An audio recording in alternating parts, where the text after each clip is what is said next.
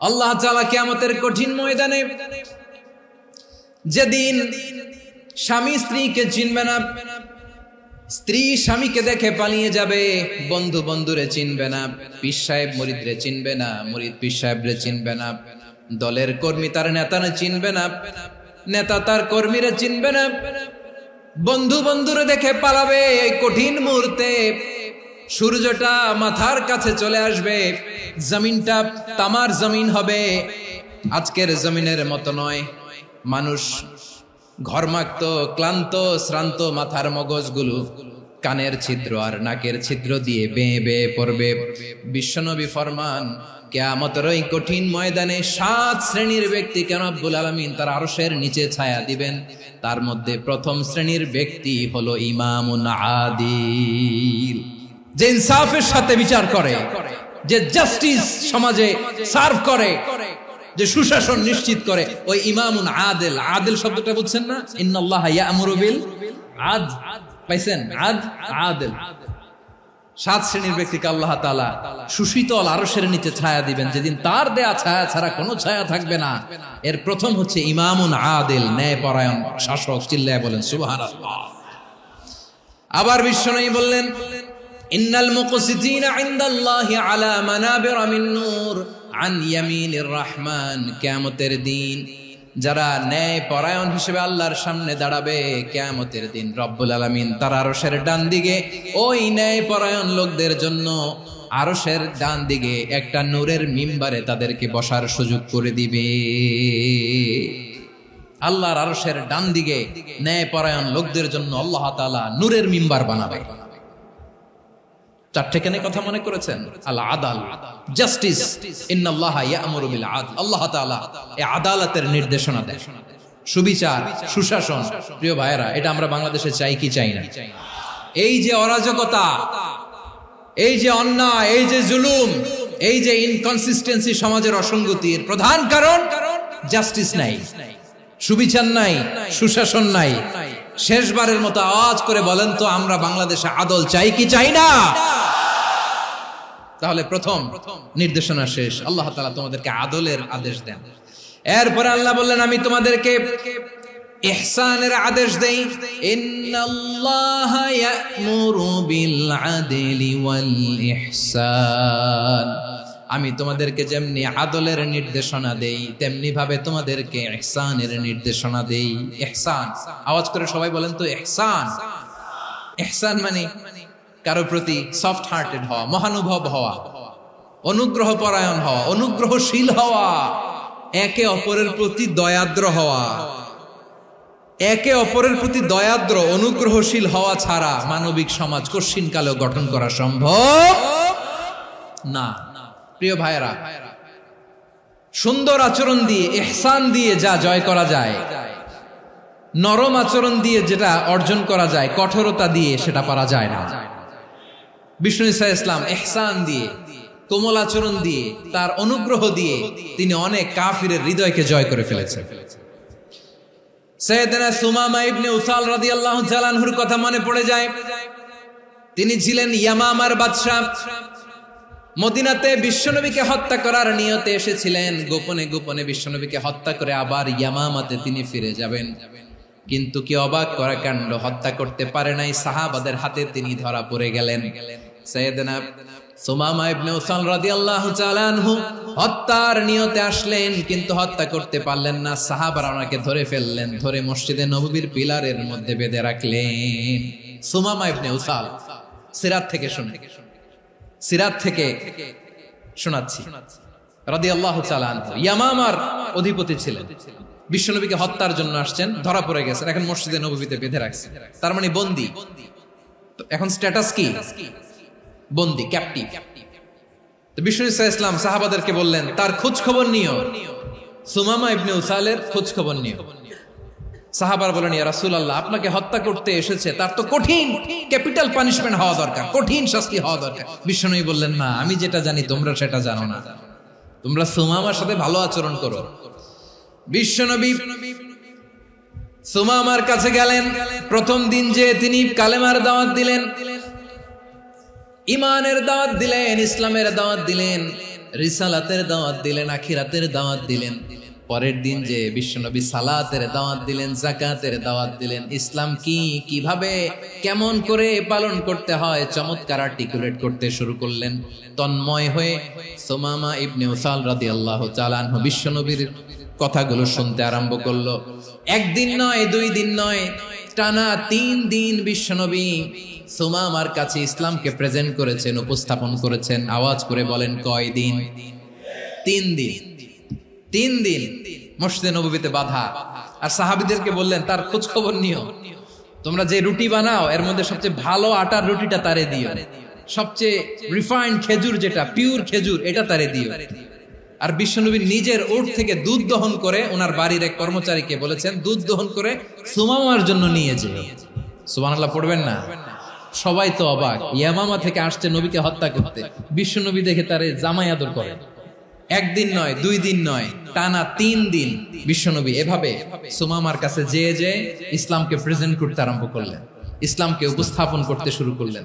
আর তাকে চমৎকার এন্টারটেইনমেন্ট, আপ্যায়ন দিতে আরম্ভ করলেন। টানা 3 দিন যখন ইসলামের দ্য বিউটিজ অফ ইসলাম, ইসলামের সুমহান বাণী, সৌন্দর্য তার কাছে উপস্থাপন শেষ, তাকে আপ্যায়ন শেষ, বিশ্বনবী বললেন সাহাবাদেরকে, যাও এবার সুমামার হাতের পায়ের রশি দুটো খুলে দাও।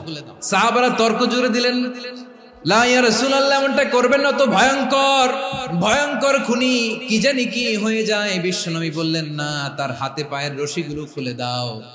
সাহাবারা বিশ্বনবীর কথা মতো তার হাতে পায়ের রশিগুলো খুলে দিল। সুমামা মুহূর্তের মধ্যে মসজিদে নববী থেকে বের হয়, ইয়ামামায় ফিরে না যে মসজিদে নববীর পাশে একটা খেজুর বাগান ছিল, সেখানে চলে গেলেন। সেখানে একটা ছোট্ট কুয়া ছিল, কুয়ার পানি দিয়ে তিনি গোসল করলেন। সুবহানাল্লাহ পড়েন। কুয়ার পানি দিয়ে গোসল করে মসজিদে নববীর সামনে এসে বিশ্বনবী এবং সাহাবাদের সামনে দাঁড়িয়ে সাব্বাবা উঁচু করে বললেন, আশহাদু আল্লা ইলাহা ইল্লাল্লাহ ওয়া আশহাদু আন্না মুহাম্মাদান আবদুহু ওয়া রাসূলুহু। আমি সাক্ষ্য দিচ্ছি আল্লাহ ছাড়া কোনো ইলাহ নাই, আর মুহাম্মদ আল্লাহ তাআলার প্রেরিত বান্দা এবং রাসূল। প্রিয় ভাইয়েরা, ইহসান দিয়ে যা জয় করা যায়, কঠোরতা দিয়ে সেটা কঠিনকালেও জয় করা যায় না। আওয়াজ করে বলেন, ঠিক কি না? এবার সুমামা দাঁড়িয়ে বলে, ওগো নবী, আমি তো কালিমা পড়ে মুসলমান হয়ে গেলাম, এবার শোনেন, এই মুহূর্তের আগে আপনার চেহারার চাইতে নিকৃষ্ট কোনো চেহারা আমার কাছে ছিল না, কিন্তু শাহাদা পাঠ করার পরে আপনার চেহারার চাইতে উত্তম শ্রেষ্ঠ কোনো চেহারা আমার কাছে আর নাই। ও নবী, আজকের দিনের আগে ইসলাম ধর্মের চেয়ে নিকৃষ্ট অপছন্দনীয় কোনো ধর্ম আমার কাছে ছিল না, কিন্তু এই মুহূর্ত থেকে ইসলামের চেয়ে সেরা শ্রেষ্ঠ পছন্দনীয় কোনো ধর্ম আমার কাছে নাই। নবী গো, আজকের দিনের আগে মদিনার চাইতে অপছন্দনীয় নিকৃষ্ট কোনো শহর আমার কাছে ছিল না, কিন্তু এই মুহূর্তের পর থেকে মদিনার চাইতে কোনো শ্রেষ্ঠ শহর আমার জানা নাই। সে ছিল গমের বড় ডিলার, গম বেচত। কি বেচত? তার গম কিনে মক্কার লোকেরা রুটি খাইতো। সে ঘোষণা দিল, আজকে থেকে মক্কাবাসীদের জন্য সব গম আমি হারাম করে দিলাম, মক্কাবাসী এখন না খেয়ে মরে। সুবহানাল্লাহ পড়বেন না? মক্কাবাসী বিশ্বনবীর কাছে আসলেন, এসে বললেন, মুহাম্মদ, আমরা তো তোমার ভাই, তোমার চাচা, তোমার ভাতিজা, তোমার আত্মীয়, তুমি সুমামারে বলো সে যেন আবার গমের সাপ্লাই মক্কার জন্য অনুমতি দিয়ে দেয়। বিশ্বনবীর অনুমতি ক্রমে সুমামা আবার মক্কাতে গম পাঠাতে শুরু করলো। পড়েন সুবহানাল্লাহ। ইহসান, ইহসান দিয়ে আপনি যেটা জয় করতে পারবেন, you can win the heart of your enemies. ইহসান দিয়ে আপনি আপনার শত্রুর হৃদয়কে জয় করতে পারবেন। এজন্য আল্লাহ বললেন, ওয়া আনফিকু ফি সাবিলিল্লাহি ওয়া লা তুলকু বিআইদিকুম ইলাত তাহলুকা ওয়া আহসিনু ইন্নাল্লাহা ইউহিব্বুল মুহসিনিন। তোমরা আল্লাহর রাস্তায় দান করবে আর নিজেরা নিজেদেরকে ধ্বংসের হাতে ঠেলে দিও না। তোমরা একে অপরের প্রতি ইহসান করবে, কারণ ইহসানকারীদেরকে আল্লাহ বড় ভালোবাসেন। সুবহানাল্লাহ পড়েন। আবার সূরা রহমানে আল্লাহ বললেন, হাল জাযাউল ইহসানি ইল্লাল ইহসান ফাবিআইয়ি আলা, সবাই পড়েন, ফাবিআইয়ি আলাই রাব্বিকুমা তুকাযযিবান। ইহসানের প্রতিদান হিসেবে ইহসানি হয়। বিশ্বনবী সুমামার প্রতি যেমন ইহসান করেছেন, সুমামাও ঠিক তেমন ইহসান ফিরিয়ে দিয়েছে। ঠিক কিনা বলেন? তাহলে 1 নম্বরে হচ্ছে আদ, ন্যায় বিচার। 2 নম্বরে সবাই বলেন ইহসান, সদাচরণ। ইহসান 2 ধরনের প্রিয় ভাইরা, ইহসান ফিল ইবাদা, ইহসান ফিল মুআমালা। ইহসান ফিল ইবাদা হচ্ছে একাগ্র অনুভবে ইবাদতে ডুব দেওয়া, এর নাম ইবাদতের ইহসান। সুবহানাল্লাহ পড়ুন। বিশ্বনবী বলেন ইহসান মানে কি জানো নাকি? হাদিসে জিবরিলে সাইয়েদনা জিবরিল আলাইহিস সালাম বিশ্বনবীকে বললেন আখবিরনি আনিল ইহসান। নবী আমাদেরকে বলেন ইহসান মানে কি? বিশ্বনবী বললেন আনতা আবুদাল্লাহা কাআন্নাকা তারাহু ফাইন লাম তাকুন তারাহু ফাইন্নাহু ইয়ারাক। ইহসান মানে হলো এমন ভাবে তুমি আল্লাহর সামনে নিজেকে উজাড় করে ইবাদত করবে, তুমি ভাববে তুমি আল্লাহকে দেখতে পাচ্ছ। আর এটা যদি ভাবা তোমার জন্য কঠিন হয়ে যায়, অন্তত এতটুকু তুমি ভাববা যে আল্লাহ তোমাকে দেখতে পাচ্ছেন। ঠিক কিনা বলেন? ও আমার বীর চট্টলার ভাইয়েরা, কেউ যেটা দেখে না সেটা দেখে কে? এই বিশ্বাস হৃদয়ের মধ্যে আছে? নামাজে যখন দাঁড়ান এই ফিলিংসটা আনা যাবে? এসা পর্যন্ত যে আমরা হায়াত পাবো কোনো গ্যারান্টি আছে? সবাই আওয়াজ করে বলেন গ্যারান্টি আছে? গ্যারান্টি নাই। এজন্য বিষ্ণু ইসলাম বলেছে এমন ভাবে নামাজে দাঁড়াও, ইবাদত করো, মনে করো হতে পারে এটাই আমার জীবনের শেষ নামাজ। পারফর্ম দ্য সালাহ as if this is your last and final prayer. এমন ভাবে সালাতে দাঁড়াও, ভাবো হতে পারে এটাই তোমার জীবনের শেষ নামাজ। এমন ভাবে নামাজে দাঁড়াও, ভাবো এটাই শেষ নামাজ। তাহলে নামাজে একাগ্রতা বাড়ায় দিবে কে? ফলে ইবাদতের ইহসান আমাদের অর্জিত হবে। আর মুআমালাতে ইহসান হলো, বিশ্বনবী বলেন ইন্নাল্লাহা তাবারাকা ওয়া তাআলা কাতাবাল ইহসানা আলা কুল্লি শাই ফাইযা কাতালতুম ফাআহসিনুল কিতলা ওয়া ইযা যাবাহতুম ফাআহসিনুয যাবহা ওয়ালিয়ুহিদ্দা আহাদুকুম শাফরাতাহু ওয়ালিয়ুরিহ যাবিহাতাহু। ইহসান 2 ধরনের, আওয়াজ করে বলতে হবে কয় ধরনের? একটা হচ্ছে ইহসান ফিল ইবাদা, ইবাদতে ইহসান। ইবাদতে ইহসান কি? একাগ্র অনুভব দিয়ে ইবাদত করা, মন প্রাণ দিয়ে ইবাদত করা। আর মুআমালাতে ইহসান কি? সব কাজে, দৈনন্দিন কাজে, কর্মে, সামাজিক অ্যাক্টিভিটিতে কোমলতা প্রদর্শন করা, অনুগ্রহের সাথে সবকিছু করা।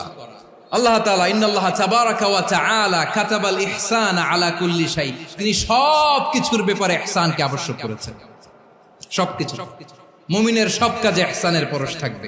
ওয়া ইযা কাতালতুম ফাহসিনুল কিতলা, বিষ্ণুই বলেন তুমি যখন কাউকে হত্যা করো ইহসানের সাথে করো। সুবহানাল্লাহ পড়বেন না? যখন হত্যা করো তখনও ইহসানের সাথে। আচ্ছা হত্যা করবো আবার ইহসান আসবে করতে করে তো মেরেই ফেলবো আমি। আল্লাহ, ও ভাই একজন খুন করেছে, খুনি, রাষ্ট্রীয় আইনে তার শাস্তি হয়েছে ডেথ পেনাল্টি, মৃত্যুদণ্ড। এখন মৃত্যুদণ্ড দেখে আপনি যেমনি মন চায় তেমনি মারবেন লোকটারে? ওর নাক কেটে ফেলতে পারবেন? ওর কান কাটতে পারবেন? ওর চোখ উপড়ে ফেলতে পারবেন আপনি? যেমন মন চায় তার অঙ্গহানি করা যাবে না। ইহসানের সাথে তাকে হত্যা করো। সুবহানাল্লাহ, this is Islam, this is the true essence of Islam. ওয়া ইযা যাবাহতুম ফাহসিনুয যাবহা, যখন জবাই করবে তখনও ইহসানের সাথে জবাই করবে। করব জবাই, ওইখানেও নাকি ইহসান। আচ্ছা কুরবানির দিন আমরা পশুগুলোরে কি করি বলেন সবাই আওয়াজ করে?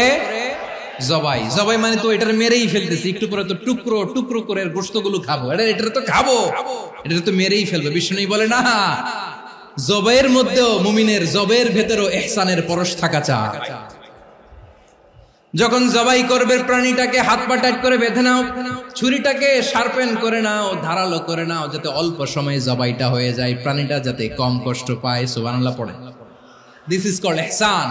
আল্লাহ তাআলা যেমনি আদলের আদেশ করেছেন, ন্যায় বিচার, জাস্টিস এনশিওর করতে বলেছেন, সমাজে ইহসানের ব্যবহার, ইহসানের অনুশীলন তিনি করতে বলেছেন। এজন্য মুমিনের প্রতিটি কাজে, আমার চট্টগ্রামের ভাইয়েরা আমার দিকে তাকান, খেয়াল করে শুনুন, মুমিন জীবনের প্রতিটি কাজে ইহসানের পরশ থাকা চাই। আমরা যেন আমাদের পরিবারের প্রতি ইহসান করি, আমরা যেন আমাদের কর্মচারীদের প্রতি ইহসান করি, আমরা যেন আমাদের কলিগদের প্রতি ইহসান করি, আমরা যেন আমাদের ভাইদের প্রতি ইহসান করি। মুমিন জীবনের প্রতি কাজে ইহসানের পরশ থাকার দরকার আছে না নাই? কথা বুঝতে পেরেছেন? তাহলে আল্লাহ তাআলার 3টা আদেশ ছিল, কয়টা গেল? প্রথমে কি ছিল? আদল। 2 নম্বরে তিন নম্বরে রব্বুল আলামিন বললেন ওয়া ইতাইদিল কুরবা, নিকটাত্মীয়দেরকে দান করো। নিকট আত্মীয়দেরকে দাও, যারা তোমাদের ব্লাড কানেকশনের আত্মীয় তাদেরকে তোমরা দাও। এখানে জেনারেলি বললেন দাও, কি দিব সেটা তিনি এখানে বলেন নাই, সেটা তিনি সূরাতুল ইসরার মধ্যে বলেছেন। আল্লাহ বলেন ওয়া আতিযাল কুরবা হাক্কাহ, নিকট আত্মীয়দেরকে তাদের অধিকার, তাদের প্রাপ্য তোমরা বুঝিয়ে দাও। দেখেন, একটা শান্তির সমাজ, একটা সমৃদ্ধ সমাজ, একটা মানবিক সমাজ গঠনের জন্য আল্লাহ তাআলা বেশি না, মাত্র তিনটা অর্ডার, তিনটা ভার্ডিক্ট তিনি জারি করেছেন। এক নাম্বার সুশাসন, ন্যায় বিচার। দুই নাম্বার ইহসান। তিন নাম্বার নিকটাত্মীয়, যারা কাছের, তোমার ভেরি ক্লোজ রিলেশনশিপে আছে, তাদেরকে দাও। দাও, দিলে বাড়িয়ে দেয় কে? অনেকে দিতে চায় না, কৃপণতা করে। দিলে বাড়ায় দেয় কে? ও মিয়া, মদিনার মধ্যে সবচাইতে গরিব সাহাবী ছিল বেলাল রাদিয়াল্লাহু তাআলা আনহু। ওনার এন্টায়ার অ্যাসেট, সম্পদের পরিমাণ কতদূর জানেন? একটা লুঙ্গি। বেলাল রাদিয়াল্লাহু তাআলা আনহু, ওনার টোটাল ওয়েলথের এস্টিমেশন হচ্ছে মাত্র একটা লুঙ্গি। একটা লুঙ্গি, টোটাল ওয়েলথ এস্টিমেশন, টোটাল সম্পদের পরিমাণ বেলাল রাদিয়াল্লাহু তাআলা আনহুর কি ছিল? ওই বেলাল রাদিয়াল্লাহু তাআলা আনহুকে বিষ্ণু ইসলাম বলেছেন আনফিক ইয়া বেলাল, ও বেলাল তুমিও দাও। ওয়ালা তাখশা মিন যিল আরশি ইখলালা, আরশের অধিপতির তো কোনো ঘাটতি নাই, তুমি দিলে ওই আল্লাহ তোমারে বাড়ায় দিবে। এজন্য আমার প্রিয় ভাইয়েরা, দিলে কমে না, দিলে বাড়ে। অনেকে ধরে রাখে, নতুন কিছু নিতে পারে না, হাত দিয়ে যেটা ধরে রেখেছেন এটা দিয়ে দেন, বড় একটা ধরার সুযোগ পাবেন। জোরে বলেন ঠিক কিনা? রব্বুল আলামিন বললেন ৩ নাম্বার আদেশ হলো তোমাদের প্রতি, সমাজটারে কেমন করে মানবিক সমাজ, সুন্দর সমাজ গড়বা। ৩ নাম্বার আদেশ হলো ওয়া আতিদাল কুরবা হাক্কা, নিকটাত্মীয়দেরকে তাদের প্রাপ্য বুঝিয়ে দাও। এই নিকটাত্মীয়দেরকে তাদের অধিকার বুঝিয়ে দেওয়া, প্রাপ্য বুঝিয়ে দেওয়াতে আমাদের গাফলতি আছে না নাই? অনেকে দেখবেন অনেক আল্লাহওয়ালা, তাহাজ্জুদ গুজার, সেজদা দিতে দিতে কপালে কালো দাগ ফেলে দিছে, সে তার বোনের হকটা আদায় করে নাই, আছে না নাই?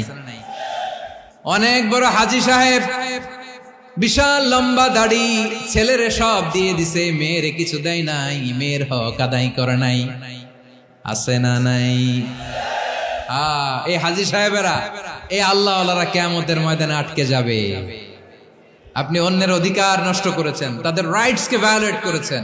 এজন্য আল্লাহ তাআলা বলেন, কারো অধিকার যদি কেউ নষ্ট করে, ওই সমাজটা মানবিক সমাজ কঠিনকালেও হতে পারে না। এজন্য ৩ নম্বর আল্লাহ বললেন ওয়া ইতাইদিল কুরবা, নিকটাত্মীয়দেরকে দাও। কি দিবা? তাদের অধিকার দিয়ে দাও। বোনের অধিকার বুঝিয়ে দাও, মেয়ের অধিকার বুঝিয়ে দাও, ফুফুর অধিকার বুঝিয়ে দাও। দেখবেন অনেক মায়েরা ছেলের পাতে মুরগির রান দেয়, মেয়ের পাতে দেয় মুরগির ঠ্যাং। তো মেয়ের কি মুরগির রান খেতে মনে চায় না? মনে চায় না?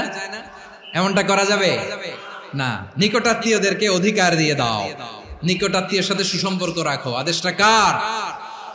এজন্য প্রিয় ভাইয়েরা, জীবনে যদি বারাকা অর্জন করতে চান, নিকটাত্মীয়দের সাথে সুসম্পর্ক রাখতে হবে, তাদের জন্য উপহার পাঠাতে হবে। বিশ্বনবী বলেন লা ইয়াদখুলুল জান্নাতা কাতে, যে ব্যক্তি আত্মীয়তার সম্পর্ককে ছিন্ন করে দেয়, সে কঠিন কালেও আল্লাহর জান্নাতে ঢুকবে না। আপনি কি এটারে সহজ হাদিস মনে করছেন? এটা সহজ কথা? আপনি ভাবছেন আপনার নামাজ আপনারে বাঁচাতে পারবে, আপনার রোজা বাঁচাতে পারবে, আপনার তাহাজ্জুদ আপনারে বাঁচাতে পারবে? অধিকার নষ্ট করলে কিছুই আপনারে বাঁচাতে পারবে না। এজন্য নিকট আত্মীয়দেরকে দিতে হবে বেশি বেশি। বিশ্বনবী বলেন ইন্না সাদাকাতা আলাল মিসকিনি সাদাকা ওয়া আলা যির রাহিমি ইসনাতান সাদাকাতুন ওয়া সিলা। মিসকিনরে দান করলে শুধু দানের সওয়াব হয়, নিকট আত্মীয়কে দান করলে দুইটার সওয়াব হয়, সাদাকার সওয়াব হয়, আবার আত্মীয়তার বন্ধন অটুট রাখার সওয়াব হয়ে যায়। আবার বিশ্বনবী বললেন মান সাররাহু আইয়ুবসাতা লাহু ফি রিজকিহি ওয়া ইনসালাহু ফি আসারিহি ফালইয়াসিল রাহিমা।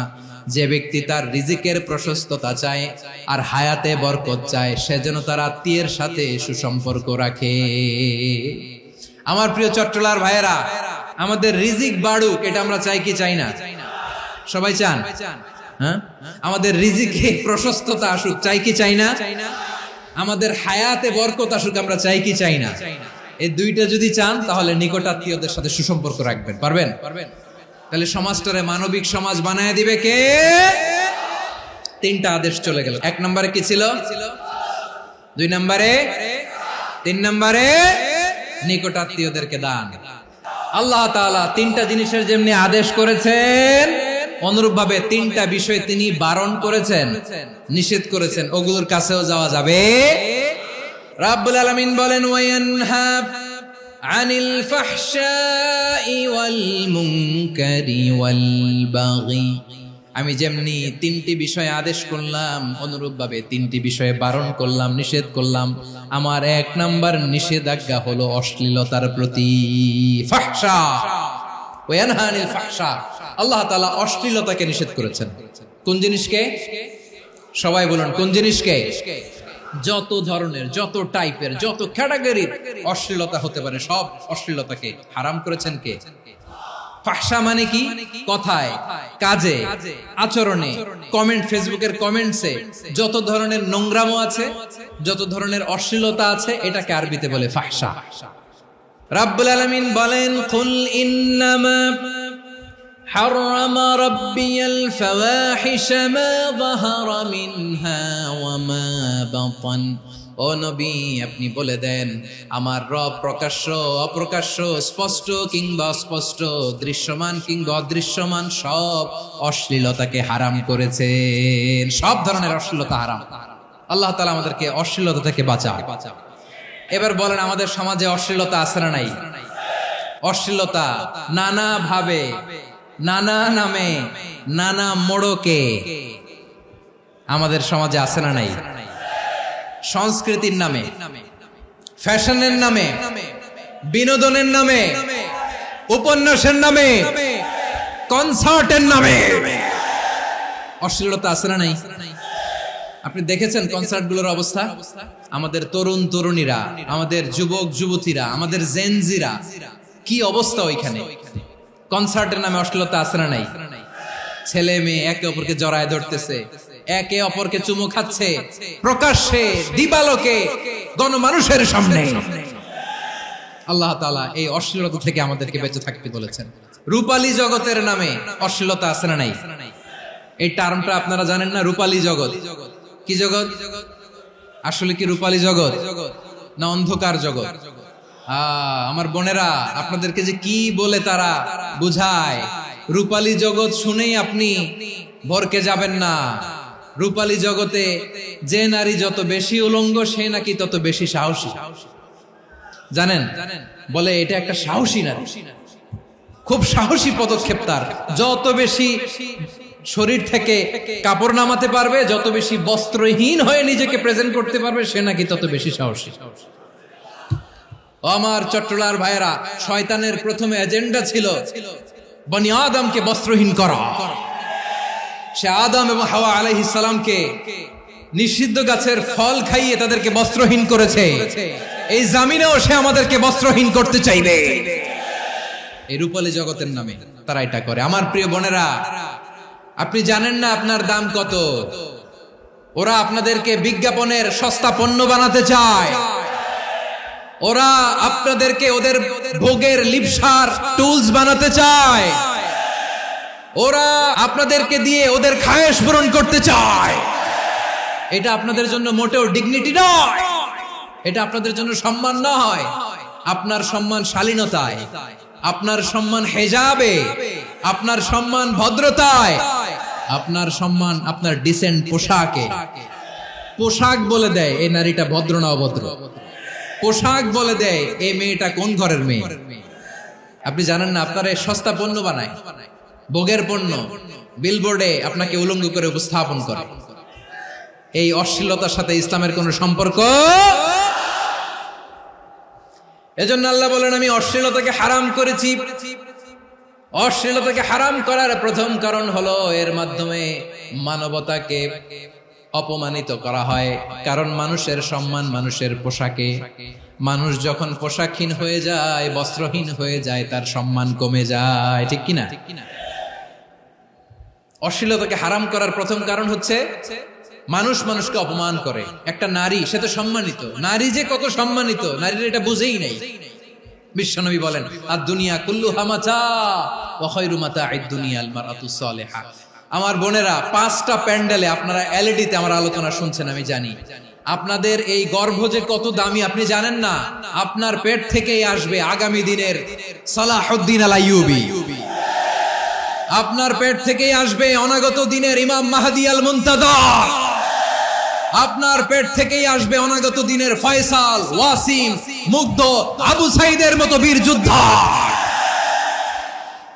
আমার প্রিয় বোনেরা, আমার প্রিয় বোনেরা, বিশ্বনবীর কথার ওজন খেয়াল করেন। আর দুনিয়া কুল্লুহা মাতা ওয়া খায়রু মাতা'আদ দুনিয়া আল মারআতুস সালিহা। দুনিয়ার সবকিছুই অ্যাসেট, এর মধ্যে সবচেয়ে দামি অ্যাসেট নেককার নারী। আপনার গর্ভ যে কত দামি আপনি জানেন না। নিজের সময়টাকে কাজে লাগান, কোরআন পড়েন, সুন্নাহ পড়েন। আপনার অনেক দায়িত্ব ঘরে। You are the MD of your family. একটা family it's a very big institution. পরিবার একটা অনেক বড় প্রতিষ্ঠান।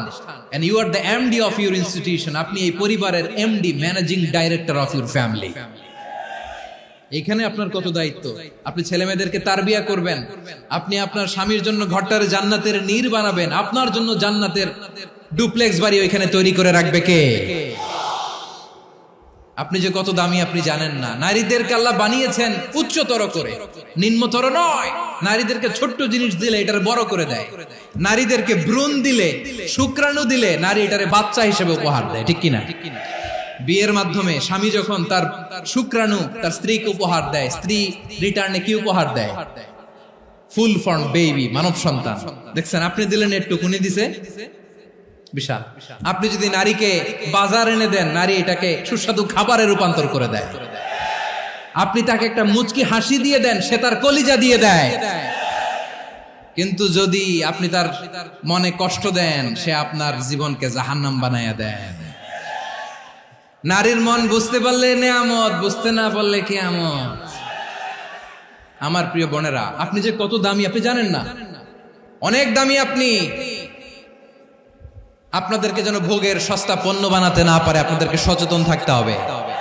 তাহলে কেন আল্লাহ তাআলা এই ফাহশা, অশ্লীলতাকে হারাম করলেন? 1 নাম্বার, এতে হিউম্যান ডিগনিটি কমে। 2 নাম্বার, এতে মানুষের অধিকার নষ্ট হয়। আপনি বিয়ে করেছেন, এরে পরকিয়া করেন, ওর সাথে এরকম আছে না নাই? স্ত্রীর অধিকার নষ্ট করেছেন। আপনি বিবাহ সম্পর্কে আবদ্ধ হয়েছেন তার সাথে, আপনি পরকিয়া করেন ওই ছেলের সাথে, আপনি আপনার হাজবেন্ডের সাথে বিট্রে করেছেন।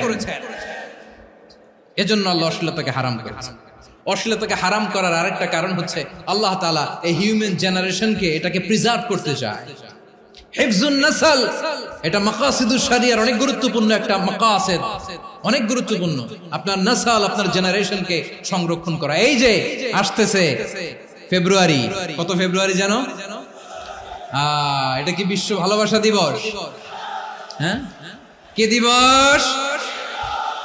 এই বিশ্ব ভালোবাসা দিবসের সাথে মুসলমানদের কোনো সম্পর্ক নাই। আমার প্রিয় ভাইরা, এই যে আপনি অবৈধ সম্পর্কে জড়ালেন, কেন আল্লাহ অশ্লীলতাকে হারাম করেছে দেখেন। বলতেছিলাম যে এটা আপনার নাসল, আপনার জেনারেশন, আপনার লিনিয়েজ, আপনার বংশকে প্রিজার্ভ করা। কে কার বাবা, কে কার মা, বাবা মা জানা, প্রজন্মকে প্রিজার্ভ করা, এটা ইসলাম ওয়াজিব করে দিয়েছে।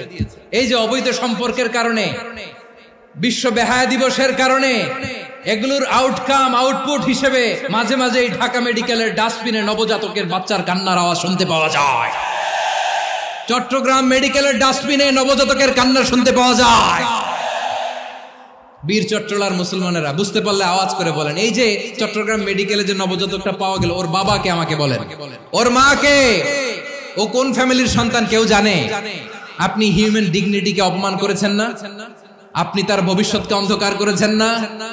আপনি তার লিনিয়েজকে প্রশ্নবিদ্ধ করে দিয়েছেন না? এই জন্য আল্লাহ তাআলা অশ্লীলতাকে আমাদের জন্য হারাম করে দিয়েছেন। পড়েন সুবহানাল্লাহ। এই জন্য রাব্বুল আলামিন বলেন, কুল ইন্নামা হারাম রাব্বিয়াল ফাওয়াহিশা মা যাহারা মিনহা ওয়া মা বাতান। প্রকাশ্য অপ্রকাশ্য সব অশ্লীলতাকে হারাম ঘোষণা করে দিয়েছে কে? আবার দুনিয়ার বুকে যারা অশ্লীলতার প্রসার করে তাদের জন্য শাস্তি মজুদ রেখেছে কে?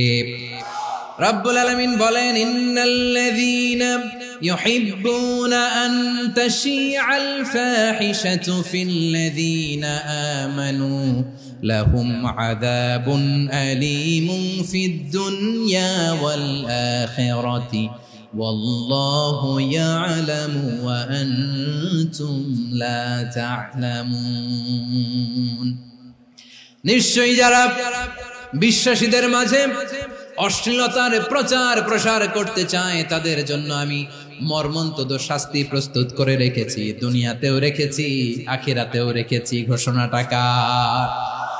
যারা এই নাটকের নামে, সিনেমার নামে, রূপালী জগতের নামে, মুভির নামে, ওটিটি প্ল্যাটফর্মের নামে আমার সমাজে অশ্লীলতা ছড়াতে চায় তাদের জন্য কঠিন মর্মন্তুদ শাস্তি মজুদ রেখে দিয়েছে কে? ও আমার বোনেরা, এখনো আপনি জাগবেন না? এখনো আপনার চিন্তার দুয়ারে এখনো নাড়া পড়ে নাই? ওরা আপনাকে উলঙ্গ বানাতে চায়, ওরা আপনাকে আইটেম গার্ল বানাতে চায়। এজন্য ইসলাম অশ্লীলতাকে হারাম করেছে। হারাম। ইসলাম বলেছে যোজন যোজন দূরে থাকো, ওরা বলে না কাছে আসো, কাছে আসার গল্প, ক্লোজ আপ ওয়ান, কাছে আসার গল্প আছে না নাই? তাহলে অশ্লীলতার সাথে আমাদের কোনো সম্পর্ক? সবাই বলতে পারেননি, আওয়াজ করে বলুন, অশ্লীলতার সাথে আমাদের কোনো সম্পর্ক? আমরা এই সমস্ত ক্লোজ আপ ওয়ান, কাছে আসার গল্পের প্রোগ্রামে যাব? আমরা কোন ধরনের অশ্লীল কন্টেন্ট সোশ্যাল মিডিয়ায়, টিভিতে দেখব? কি যুগ যে আমরা কাটাচ্ছি আপনি কল্পনা করতে পারবেন না। পর্ন ইন্ডাস্ট্রি, নারী পুরুষের বস্ত্রহীন যুগল দৃশ্য, এটাকে দিয়ে ওরা কোটি ডলারের ইন্ডাস্ট্রি বানিয়েছে। পুরো মানব ইতিহাসে এরকম জঘন্য সময় মানব ইতিহাস পার করে নাই। পর্ন এটা ইন্ডাস্ট্রি হয়ে গেছে। আমাদের এই যুবকগুলো, জেনজি গুলো, ওদের চরিত্র বাঁচাবে কি করে? কেমন করে হেফাজত করবে ওদের এই মূল্যবান চরিত্র? আমার প্রিয় ভাইরা, এই অশ্লীলতার দ্য লেটেস্ট ভার্সন হচ্ছে LGBTQ, শরীফ থেকে শরীফা। শুনছেন আপনারা? দেখতে পুরুষ, আসলেই পুরুষ, সুস্থ একজন পুরুষ, 4 সন্তানের বাবা, বলে আমি মনে মনে নারী। দেখতে নারী, সুস্থ নারী, আসলেই সে দিব্যি একজন নারী, বলে আমি মনে মনে পুরুষ। সবচেয়ে ভয়ঙ্কর অশ্লীলতার সবচাইতে লেটেস্ট ভার্সন হচ্ছে এই ট্রান্সজেন্ডারিজম। সুস্থ পুরুষ তার বায়োলজিক্যাল গ্রোথকে হরমোন দিয়ে স্টপ করে দিয়ে সে সার্জারি করে নারী হতে চায়, সুস্থ নারী পুরুষ হতে চায়। পুরুষ পুরুষের প্রতি সেক্সুয়ালি আকর্ষণ বোধ করে, এটা লূত আলাইহিস সালামের কওমের মধ্যে ছিল। এটাকে আল্লাহ কোরআনে ফাহিশা বলেছেন। ওয়ালুতান ইয قال لقومه أتأتون الفاحشة ما سبقكم بها من أحد من العالمين। লূত আলাইহিস সালাম বললেন, তোমরা কি এমন এক অশ্লীল কার্যক্রমে ডুব দিলে নাকি যেটা গোটা বিশ্বের কেউ কখনো করে নাই, তোমরাই প্রথম করেছো? পড়েন নাউযুবিল্লাহ। এই পশ্চিমের এই রোগ আমার দেশে যেন আসতে না পারে, আমাদের সজাগ থাকতে হবে। প্রিয় ভাইরা, চিল্লায় বলেন ঠিক কি না? পশ্চিমের অবস্থা ভয়ঙ্কর। পাশ্চাত্যে, আমি যুক্তরাষ্ট্রে ছিলাম অনেকদিন, কয়েক মাস, বিভিন্ন স্টেটে ঘুরেছি। গার্ডিয়ানরা উদ্বিগ্ন, ছেলে মেয়েদেরকে, ছোট্ট ছেলে মেয়ে, ওদেরকে জিজ্ঞেস করে, তুমি how do you feel right now inside yourself? তুমি ভিতরে ভিতরে কেমন ফিল করো? তোমার কি ছেলে ছেলে লাগে না মেয়ে মেয়ে লাগে? আচ্ছা বলেন, এই ছোট্ট বাচ্চাটা ওকে এগুলো জেন্ডার অ্যাসাইনমেন্ট বলতে এগুলো কিছু বুঝে? এইভাবে মিসগাইড করা হচ্ছে। কৌতূহল বশত ছোট্ট ছেলে যদি বলে আমার তো মেয়ে মেয়ে লাগে, তখন বলে যে না তুমি মেয়ে, ছেলে না। মা বাবা বাধা দিলে ওকে আলাদা গভর্নমেন্ট হাউসে নিয়ে যায়। ভয়ঙ্করতম অবস্থা। আমরা একটা সময় শুনতাম যে হুজুর আমার ছেলেটা খুব ভালো, হাফেজে কোরআন, আল্লাহওয়ালা। হুজুর আমার ছেলে দাড়ি রাখছে, আল্লাহওয়ালা। হুজুর আমার ছেলে 5 ওয়াক্ত সালাত জামাতের সাথে পড়ে, তার মানে আল্লাহওয়ালা। পশ্চিমে যে আমি কি শুনছি জানেন? ওরা বলে হুজুর আমার ছেলেটা ইউনিভার্সিটির একটা মেয়ের সাথে প্রেম করে, ও খুব আল্লাহওয়ালা, হুজুর দোয়া করবেন। এর কারণ ওদের কাছে আল্লাহওয়ালার ক্রাইটেরিয়া হচ্ছে হুজুর আমার ছেলেটা আরেক ছেলের পছন্দ করে নাই, আমার মেয়েটা আরেক মেয়েকে ভালোবাসে নাই, এজন্য আমার ছেলেটা আল্লাহওয়ালা, হুজুর ওর জন্য একটু দোয়া করে দিয়েন। কি চ্যালেঞ্জ ওরা ফেস করতেছে। ওনার ছেলে যে আরেক ছেলেরে বিয়ে করবে না, এটাতেই উনি খুশি যে আলহামদুলিল্লাহ আমার ছেলেটা একটা মেয়েরে ভালোবাসে, আমার মেয়েটা একটা ছেলেরে ভালোবাসে, মানে এটা খুব আল্লাহওয়ালা। নাউজুবিল্লাহ পড়তে পারলেন না? এজন্য অশ্লীলতার সাথে আমাদের কোন সম্পর্ক। রাব্বুল আলামিন বলেন ওয়ায়ানহা আনিল ফাহশাই ওয়াল মুনকারি ওয়াল বাগি, তিনটা জিনিসকে আমি নিষিদ্ধ করলাম। এক নাম্বার হলো ফাহশা, অশ্লীলতা। দুই নম্বরে হলো মুনকার, সমস্ত মন্দ কাজ। মুনকার মানে হচ্ছে যত মন্দ কাজ, খারাপ কাজ, বাজে কাজ, এটার বলে মুনকার। এটার কি বলে?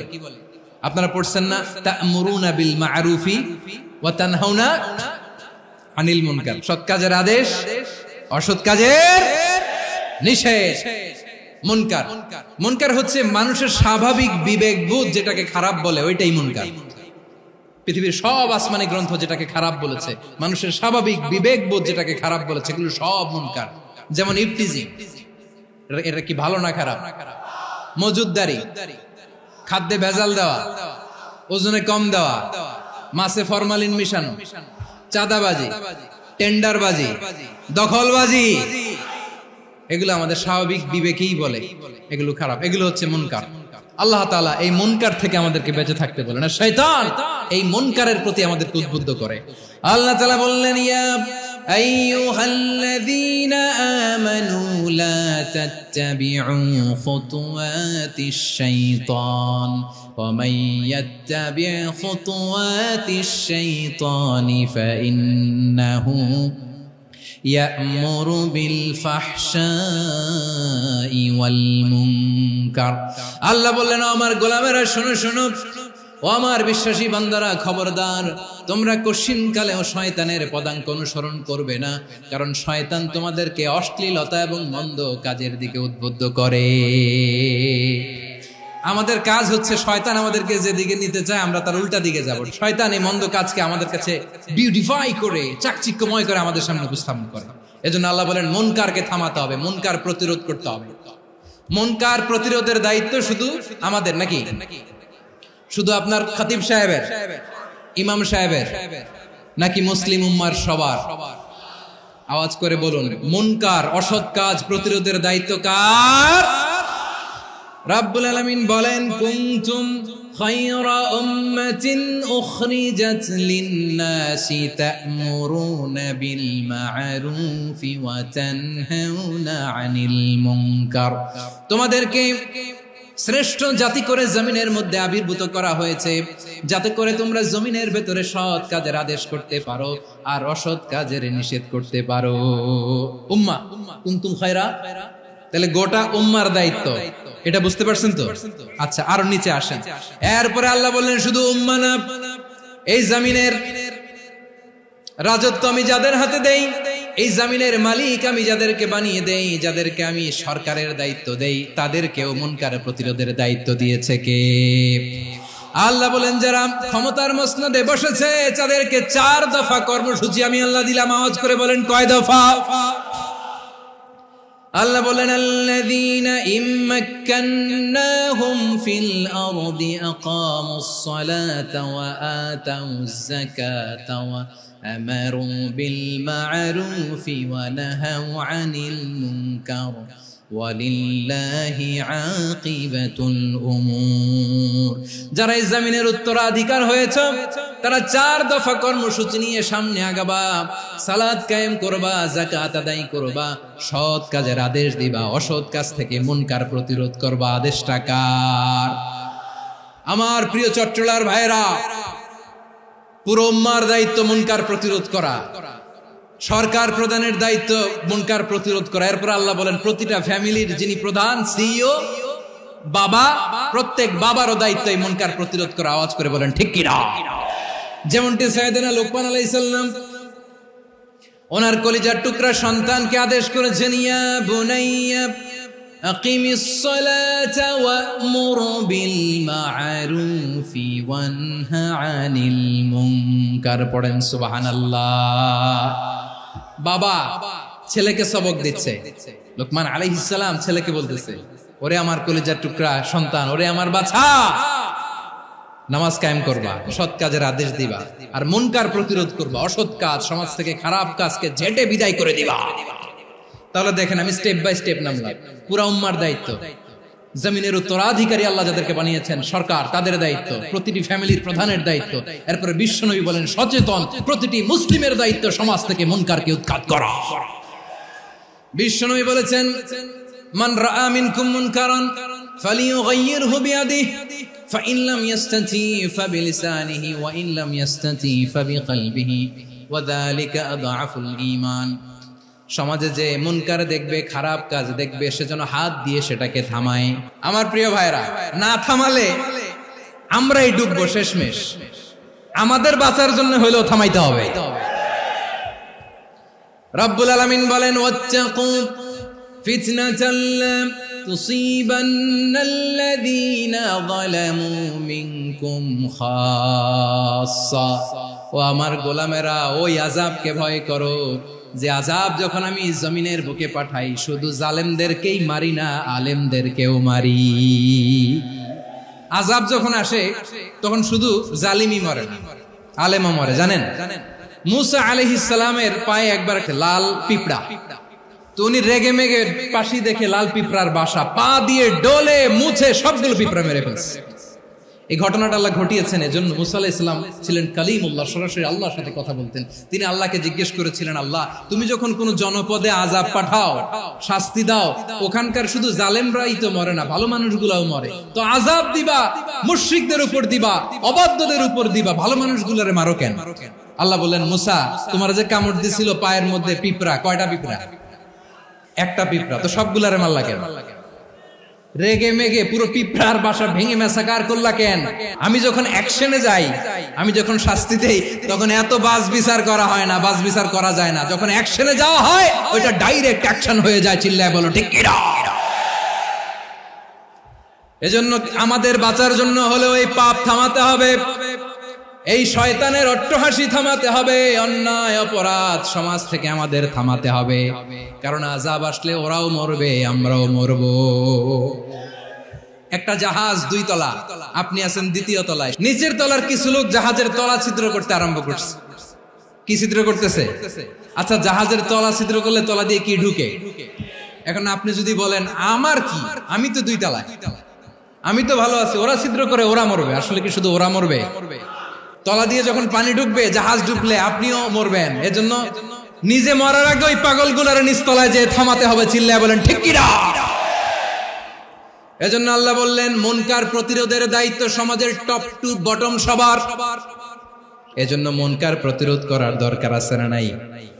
সমাজে এই যে ইফটিজিং হয়, আপনার বোনের বয়সী একটা মেয়েকে কিছু বকাটে টিটকারি করে, এই বলে সেই বলে, নোংরা কথা বলে, রাস্তায় দেখেও আপনি পাশ দিয়ে না দেখার মতো চলে যান কেন?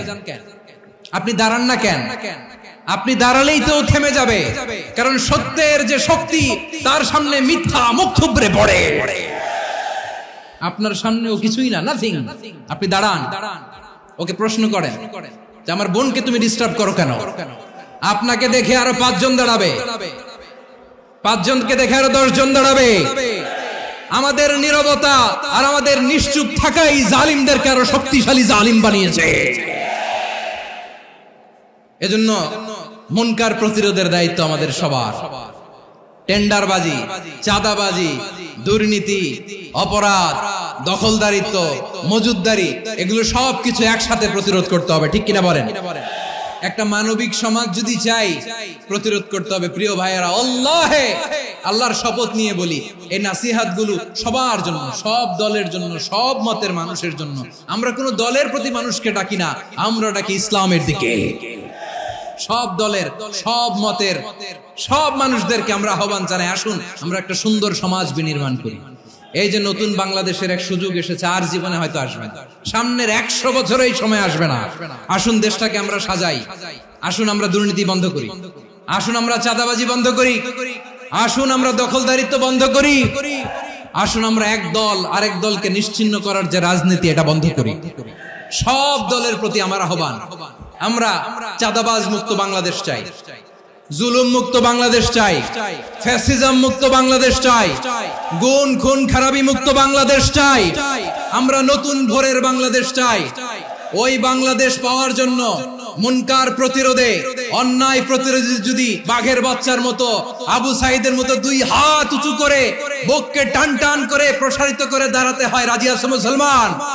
রাব্বুল আলামিন বলেন ওয়ায়ানহা আনিল ফাহশাই ওয়াল মুনকারি ওয়াল বাগি ইয়াইযুকুম লাআল্লাকুম তাযাক্কারুন। আল্লাহ বললেন আমি অশ্লীলতাকে নিষেধ করি, আমি সব ধরনের মন্দ কাজকে নিষিদ্ধ করি, সব শেষে আমি সীমা লঙ্ঘনকে তোমাদের জন্য নিষিদ্ধ করি। নিষিদ্ধ করেছেন কয়টা জিনিস? 1 নম্বরে অশ্লীলতা, 2 নম্বরে মুনকার তথা সব মন্দ কাজ, 3 নম্বরে আল বাগি সীমা লঙ্ঘন, ক্রসিং দ্য লিমিট। সীমা লঙ্ঘন করা ভালো না। We all should know our limits. চিল্লায় বলেন ঠিক কিনা? একই আয়াতে আল্লাহ বললেন কুল ইন্নামা হারামা রাব্বিয়াল ফাওয়াহিশা মা যাহারা মিনহা ওয়া মা বাতানা ওয়াল ইসমা ওয়াল বাগিয়া বিগাইরিল হক। অন্যায় ভাবে যে অবাধ্য হয়, যে সীমা লঙ্ঘন করে, তাদেরকেও আমি এটা হারাম করে দিলাম। সীমা লঙ্ঘন করা হারাম। আল্লাহ বারবার বারবার আমাদেরকে ওয়ার্নিং দেয়। যখন আমরা থামি না তখন আল্লাহ ধরে, আর যখন ধরে তখন ছাড়ে না। ধরে ধরে ধরে না, ধরলে আল্লাহ। ফেরাউনকে কিন্তু হুট করে ধরে নাই, আপনারা জানেন 9 বার ওয়ার্নিং দিয়েছে। ফেরাউনকে আল্লাহ তাআলা ওয়ার্নিং দিয়েছিল কয়বার? রাব্বুল আলামিন বলেন ওয়ালাকাদ আতাইনা মূসা 9 আয়াতিন বাইয়িনাত। 9টা মুআজিজা দেখিয়েছি। 1 2 3 বারবার এইভাবে রিমাইন্ডার, ওইভাবে রিমাইন্ডার, এইভাবে নসিহত, ওইভাবে দাওয়া। ফাকুলা লাহু কাওলান লাইয়িনা, নরম করে বলো, সফট করে বলো, যত ওয়ে হতে পারে দাওয়া মেথডোলজি। মুসা আলাইহিস সালামের সব অ্যাপ্লাই শেষ। 10ম বারে যে আল্লাহ ধরছে, 10ম বারে যে ধরেছে। এজন্য আল্লাহ বলেন আমি সীমা লঙ্ঘনকে পছন্দ করি না। কোরআনের অন্য আয়াতে বাগীকে বলা হয়েছে আল ইতিদা। সীমা লঙ্ঘন যারা করে তাদেরকে আল্লাহ বলেছেন মুতাদিন। ওয়াকাতিলু ফি সাবিলিল্লাহিল্লাযীনা ইউকাতিলুনাকুম ওয়া লা তা'তাদু ইন্নাল্লাহা লা ইউহিব্বুল মুতাদিন। আমি সীমা লঙ্ঘনকারীদেরকে কোশ্চিনকালেও পছন্দ করি না। আমরা যেন সীমা লঙ্ঘন না করি, রাজি আছেন তো? যে কোনো ক্ষেত্রে ইবাদতে যেন সীমা লঙ্ঘন না করি। অনেকে আমরা ইবাদতে সীমা লঙ্ঘন করে ফেলি। বিশ্বনবী সাল্লাল্লাহু আলাইহি ওয়াসাল্লাম যেটা শিখিয়েছেন এর বাইরে যে অতিরিক্ত বুজুর্গ হতে চায়, এরকম আছে না নাই? কোন ক্ষেত্রেই সীমা লঙ্ঘন করা যাবে, এমনকি যুদ্ধ ক্ষেত্রেও না। বিশ্বনবী সাল্লাল্লাহু আলাইহি ওয়াসাল্লাম বলেন খবরদার যুদ্ধ ক্ষেত্রেও সীমা লঙ্ঘন করো না। কি সুন্দর ইসলাম আমরা পেয়েছি। বিশ্বনবী বলেন খবরদার যুদ্ধের ময়দানে কোনো নারীর গায়ে হাত তোলো না, কোনো শিশুর গায়ে হাত তোলো না, কোনো গবাদি পশু হত্যা করো না, কোনো শস্য ক্ষেত্র ধ্বংস করো না, ইবাদতরত অন্য ধর্মের কোনো সন্ন্যাসীর গায়ে হাত তোলো না। বলেন সুবহানাল্লাহ। তাহলে আমরা সীমা লঙ্ঘন করতে পারবো? প্রিয় ভাইরা, একটা সুখী, সমৃদ্ধ, শান্তির সমাজ, মানবিক সমাজ যদি আমরা গঠন করতে চাই, আমাদের আল্লাহর দেয়া কয়টা আদেশ মানতে হবে বলেন দেখি? আর বেঁচে থাকতে হবে কয়টা জিনিস থেকে? আল্লাহর আদেশ কি? 1 নাম্বার আদাল, ন্যায়পরায়ণতা। আমরা সুবিচার, সুশাসন, ন্যায় বিচার চাই কি চাই না? 2 নম্বরে কি ছিল? মাশাআল্লাহ, আমরা যেন সবার প্রতি দয়া পরবশ হই, ইহসান করি। 3 নম্বরে কি ছিল? নিকটাত্মীয়দের দান করা, তাদের অধিকার প্রাপ্য বুঝিয়ে দেওয়া। পাশাপাশি 3টা জিনিস থেকে আল্লাহ বারণ করেছেন, নিষেধ করেছেন। তার প্রথমটা ফাহশা, অশ্লীলতা।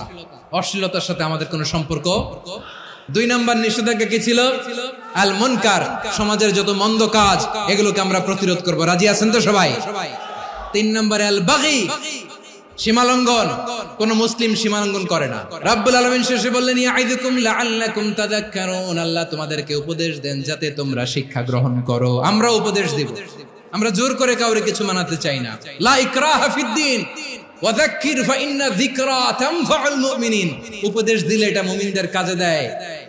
লাস্তা আলাইহিম বিমুসাইতির ইন্নামা আনতা মুযাক্কির। নবী হে, আপনি রিমাইন্ডার দাতা, আপনি উপদেশ দিবেন। আমরাও বিশ্বনবীর এই হাদিসগুলো থেকে, কোরআনের আয়াত থেকে রিমাইন্ডার, এই কথামালা বাণী বাহক হিসেবে এই বাণীগুলো আপনাদের সাথে কাছে পৌঁছে দিলাম। আমরা আল্লাহ তাআলার কাছে প্রার্থনা করি, আল্লাহ আমরা যেন আদল দিয়ে আমাদের সমাজকে গঠন করতে পারি। আল্লাহ আমরা যেন ইহসান করতে পারি, আমরা যেন নিকটাত্মীয়দের দান করতে পারি। আল্লাহ যত ধরনের অশ্লীলতা, অনাচার, মন্দ কাজ, সীমালঙ্ঘন, অবাধ্যতা থেকে যেন আমরা বেঁচে থাকতে পারি। আল্লাহ তাআলা আমাদের সবাইকে কথাগুলো বোঝার ও আমল করার তৌফিক দান করুক। হাযা মা ইনদি ওয়াল ইলমু ইনদাল্লাহ আলাইহি তাওয়াক্কালতু ওয়া ইলাইহি উনীব। সুবহানাকাল্লাহুম্মা বিহামদিকা আশহাদু আল্লা ইলাহা ইল্লা আনতা আস্তাগফিরুকা ওয়া আতুবু ইলাইক।